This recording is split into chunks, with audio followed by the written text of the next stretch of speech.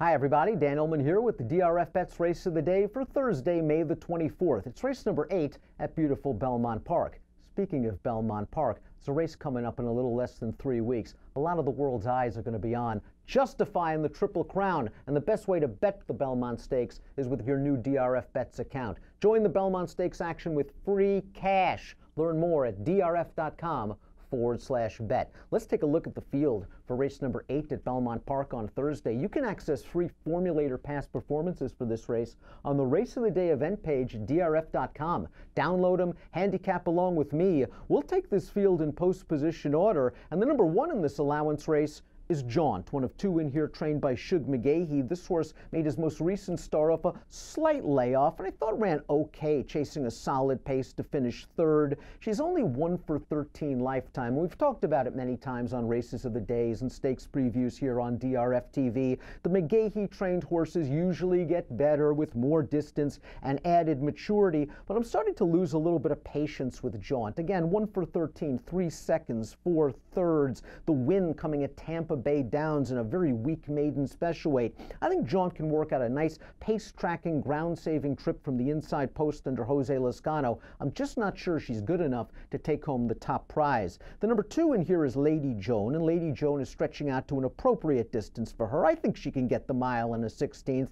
Last time out, her first start of the year, going 7 furlongs, she pressed the pace. She was running into some pretty nice horses in Betty G and Abbreviate, and she finished evenly. I think she'll be sharper with that race under her girth, and you'll notice she won 2nd time of the year last year in 2017, stretching out slightly from 6 furlongs to 7 furlongs. This New York bred still must prove that she can do it against open company, but she is going to be forwardly placed, as we see from the Timeform US Pace Projector, which has the number 2 Lady Joan sitting in 2nd, and that was the position from which she came to win 2 starts back at a mile at Aqueduct. A very comfortable trip coming for this trainee by Phil Serpy. Initiate the 3 is expected to be out on the lead for Shug McGahee. Now, just throw out her last race. This is a filly that likes to be on the lead. She ran on October the 25th at Belmont. She did not get away to a very good start, and the next thing you know, she is absolutely last in a race where there was not a lot of pace. Just draw a line through that effort. The problem is when we go back to her race 2 starts back, when she earned her career best 82 Beyer speed figure, I really just couldn't find an excuse for how she lost that race. She set the pace, a very rated pace under Arad Ortiz. She turned into the stretch seemingly with a lot of horse, and then she changed back to her left lead awkwardly. She fought well, but she lost ground, and that's kind of been the story for Initiate. Maybe the blinkers get her to focus. I'm expecting her to be back on the lead, and that's not a bad place to be under the great Javier Castellano. The 4 is Reverse the Decision, even money on the morning line. There's been a lot of buzz about Reverse the Decision ever since she made a smart debut at Gulfstream Park on January the 7th, finishing 3rd in a good maiden special weight. She returned to Aqueduct on April the 14th, and she won her maiden in nice style. There wasn't a lot of pace in that race. Reverse the Decision looked like she was in trouble, though, on the far turn. She was under the whip turning into the stretch. She was still far behind at the 3/16 pole, and then she found her gear in the middle of the lane, angling out to the outside, and then running down those horses while being taken in hand late. Earned an 83 Beyer speed figure, probably good enough with a little bit of improvement to win yet again. But I thought she was in trouble turning into the stretch last time out against weaker horses. And if this pace is moderate to slow, I wonder if at even money, Reverse the Decision might be in a little bit of trouble taking on better competition. The number 5 is Bouncy, who made a smart debut at Keeneland, going a mile and a 16th on April the 20th for Graham Motion. You always like to see these first-time stars show professionalism, and Bouncy came from last to win that race. I'm not sure it was the greatest field in the world, but she showed a lot of moxie winning with a 75 Beyer, and looks like the filly, a kind of filly that has scope for an improvement.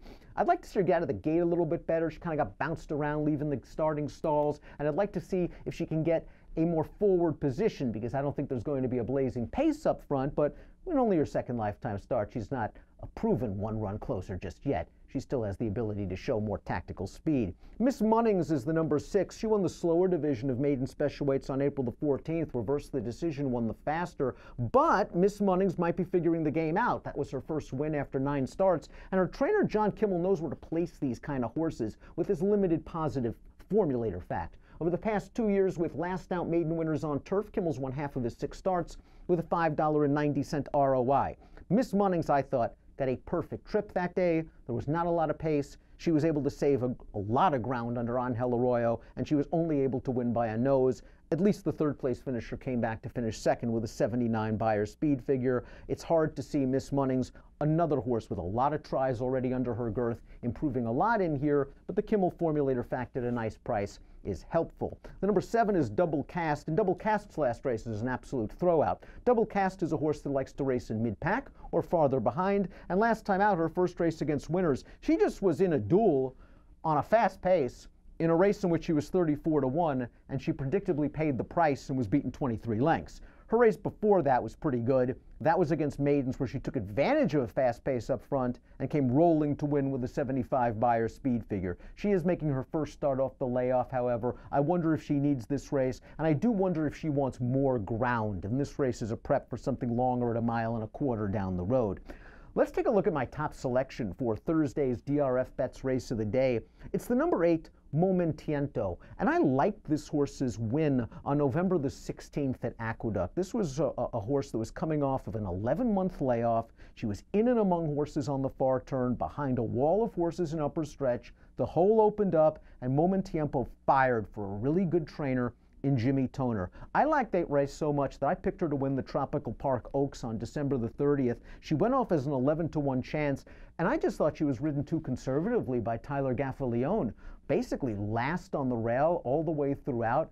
That kind of trip doesn't work out. And Momentiento finished pretty well down towards the inside and galloped out okay, but she was just facing horses that with that kind of trip she couldn't win. Dream a While, the winner of that Tropical Park Oaks, came back to run second in the Swanee River, a graded race with a 96 Beyer, and then ran third in the Grade 2 Churchill Distaff Turf Mile with a 92 Beyer. Now, something might have happened to Momentiento. She hasn't been seen since that race back on December the 30th, but she seems to be working well for a strong barn. I think she's got a little bit more tactical speed than what she showed in the Tropical Park Oaks. And again, I really liked her maiden win 2 starts back. She's 8-1 on the morning line. I think that's a good price. I'm hoping I get enough pace, and I'll take Momentiento with a slight upset chance over the number 4, Reverse the Decision. 8-4-2-3 for me in the Thursday DRF Bets race of the day. If you're playing from home, please consider the DRF Bets account, because if you sign up right now, you not only can play this nice Belmont card on Thursday, but you can join the Belmont Stakes action with free cash. It's a good deal. Learn more at drf.com/bet. Approximate post time for race number 8 at Belmont on Thursday, 5:18 Eastern. Best of luck.